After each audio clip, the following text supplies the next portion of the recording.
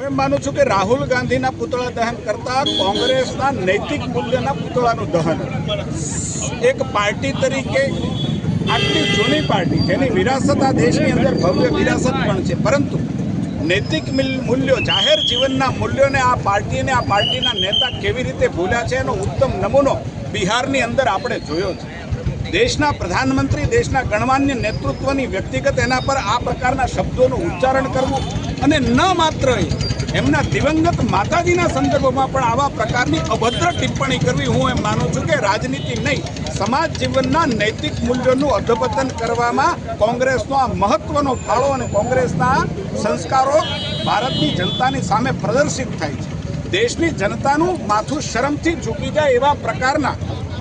ઉચ્ચારણો આજે જાહેર જીવનના મૂલ્યો જે છે એનું જે પ્રકારે નીચાપણું દેખાયું છે, હું એમ માનું છું કે કોંગ્રેસનું માથું પણ એનાથી શરમથી ઝૂકવું જોઈએ અને જે લોકો કોંગ્રેસના ગરિમાપૂર્ણ જીવન જીવનારા લોકો છે એને પણ આવ્યા ઘટનાઓ છે એને વખોડવી જોઈએ। આ માત્ર ભારતીય જનતા પાર્ટી કે કોંગ્રેસ વચ્ચેનો મુદ્દો નથી, પરંતુ સમાજ જીવનમાં ગરિમાપૂર્ણ દેશને દુનિયાની અંદર આવું સર્વોચ્ચ સ્થાન અપાવનાર આપણા દેશના ગૌરવશાળી વ્યક્તિઓ અને એની સામે જે પ્રકારની અભદ્ર ભાષાનો ઉપયોગ થાય છે, એમના દિવંગત પરિવાર અને સ્વજનો સામે જે પ્રકારની ભાષાનો ઉપયોગ કોંગ્રેસના આવા નેતાઓ ગણમાન્ય નેતાઓ કરે છે, હું એમ માનું છું કે સમાજ જીવનમાં આનાથી વધારે ખરાબ ન હોઈ શકે। એટલા માટે ભારતીય જનતા પાર્ટી સહિત આજે સાવરકુંડલાની અંદર સમાજના કેટલાક લોકો આ કાર્યક્રમની અંદર આ આખા કિસ્સાને વખોડવા માટે આ ઘટનાને વખોડવા માટે આજે અહીંયા એકત્રિત થયા છીએ અને કોંગ્રેસના પુતળાનું દહન કર્યું।